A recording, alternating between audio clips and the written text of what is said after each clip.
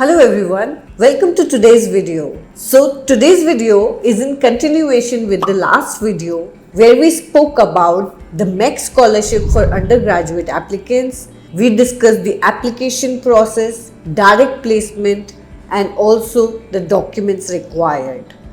I am Deepti Singh. I am your admissions counselor for Japanese universities. And this video, today we are going to talk about the further procedure of MEXT scholarship for undergraduate applicants. Today we will cover the next steps after document screening. So today's video will be focused on MEXT screening process, which will include the exam as well as the interview.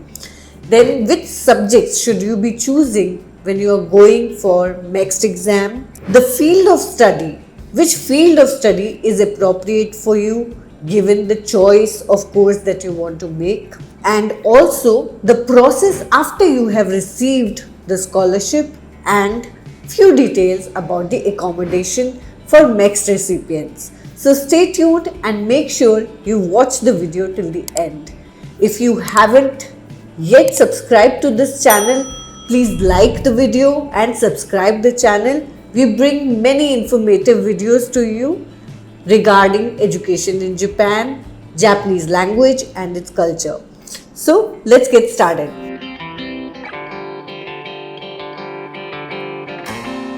So starting with the MEXT exam. So MEXT screening exam is conducted by the Japanese Ministry of Education.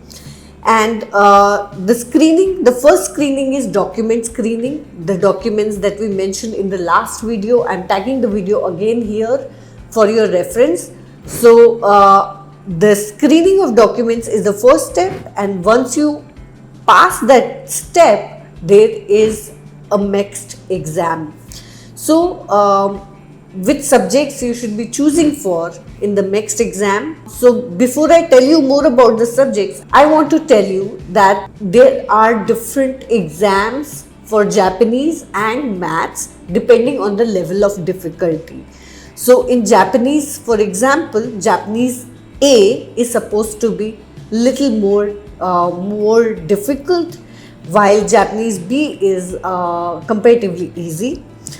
Similarly, maths exam is also divided into two categories. Maths A is slightly easy and maths B is meant for science students, and its difficulty level is little higher. So keeping that in mind, I want to tell you more about the MEXT exam.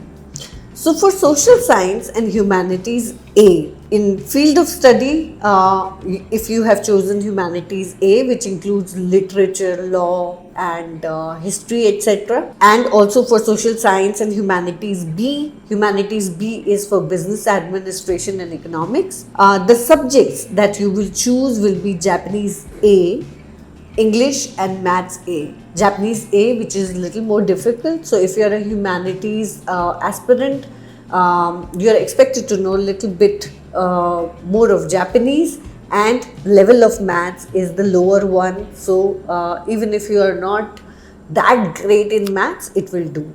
For natural science A, which includes mechanical studies and science, etc., Japanese B, as I said, is not as difficult as Japanese A, which is for social sciences students. English, maths should be Math B, which is a higher level of difficulty. Chemistry and physics. So there are in all 4 subjects in that case if you are choosing for natural science A, that is. For natural science B, which includes agriculture studies, hygiene studies, etc. And for natural science C, Japanese B is required, and along with English, maths, chemistry and biology. So these are the subject differentiation for each field of study. We have shared the details of the field of study on our Instagram channel. So if you have not yet followed us on Instagram, please follow us there, because we regularly, Instagram is more versatile. We are able to share more information with you there. So please make sure you follow us there also. I just want to tell you that Natural C, which is medicine and dentistry, it is not recruited in India. Uh, Calculators and devices will not be allowed in these exams. So now, talking about the duration of this exam, the Japanese exam is 2 hours, and the other subjects, all the subjects that we just mentioned and listed right now, each exam will be of 1 hour. So once you clear the MEXT exam, there is also a third screening. Of course, the process is lengthy because the scholarship is so rewarding.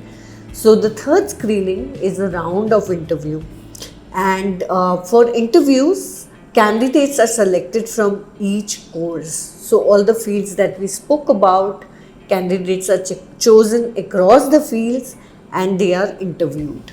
So the interview is in-person interview. They take place in the embassy, and there is a panel of interviewers. So they will be expect few panelists, not just one person. It's not a one-on-one interview.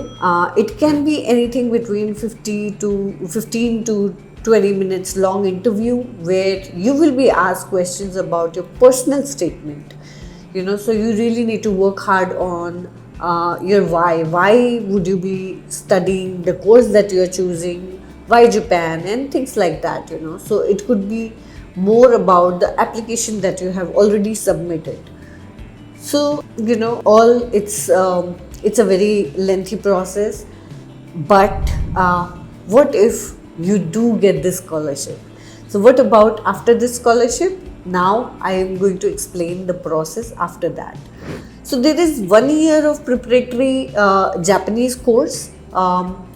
For this course, typically students if you are a social science and humanities students, you will be placed in University of Tokyo. And if you are a natural science student, in that case, you will be placed in Osaka University. I want to tell you specifically that you will be required to pass your Japanese exams during the course of your preparation in these universities in the same year.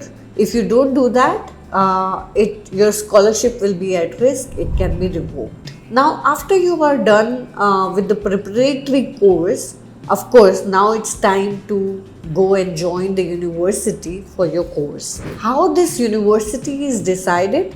It is at the discretion of MEXT and the university. So the MEXT decides on the university in consultation with your preparatory school, the university where they want to place you.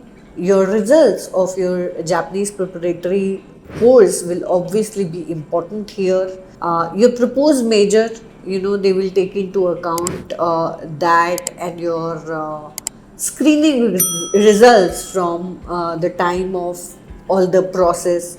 So basically, taking into account all of those factors along with the seat availability in each university, they will be deciding which university to place you in.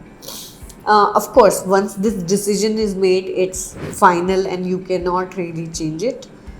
And some of you might have questions about accommodation. So first year, the accommodation for all MEXT recipients will be in preparatory school. So there will be dorms that will be provided. From the time you move in to the university course, these universities will have accommodations, dorm facility most likely.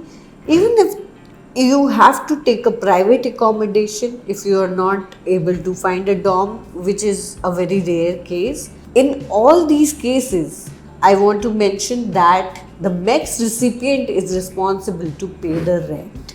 They bear all the accommodation costs, but they are given a very handsome grant, and it is expected that they will pay the accommodation fee from the grant that they receive.